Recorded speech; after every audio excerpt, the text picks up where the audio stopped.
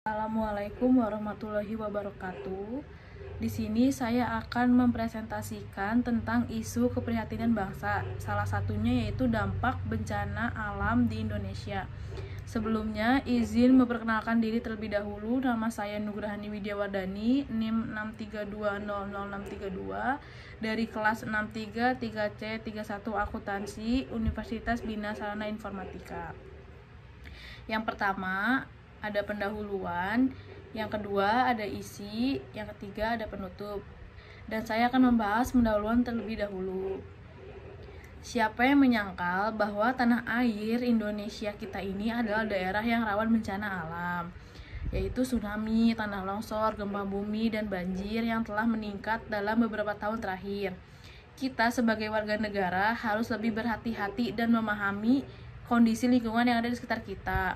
Selain itu, sebagian besar bencana ini disebabkan oleh aktivitas manusia atau ulah manusia itu sendiri. Hampir seluruh wilayah Indonesia dapat terkena dampak cuaca yang ekstrim. Maka dari itu, penduduk Indonesia membutuhkan pelatihan penanggulangan bencana dan bagaimana cara menerapkan strategi yang tepat untuk menghadapinya. Secara umum, bencana yang kerap terjadi di Indonesia yaitu sebenarnya bencana hidrometeorologi, atau dengan kata lain, kejadian bencana yang meliputi banjir, angin puting beliung, tanah longsor, dan cuaca yang ekstrim. Penyebab utamanya yaitu dari isu lingkungan yang dibuat sendiri oleh tangan manusia yang tidak bertanggung jawab. Ada beberapa dampaknya, yaitu pertama, dampak yang berpengaruh terhadap perekonomian di Indonesia, yaitu salah satunya dapat berpengaruh negatif terhadap pembangunan perekonomian Indonesia sehingga dapat menyusutkan kapasitas produksi dalam skala besar yang berakibat pada kerugian finansial. Dan yang kedua, bencana alam juga dapat berdampak pada harga pangan yang menyebabkan inflasi, sementara daya beli masyarakat tidak bertambah malah cenderung menurun. Itu dua dampak yang berpengaruh pada perekonomian.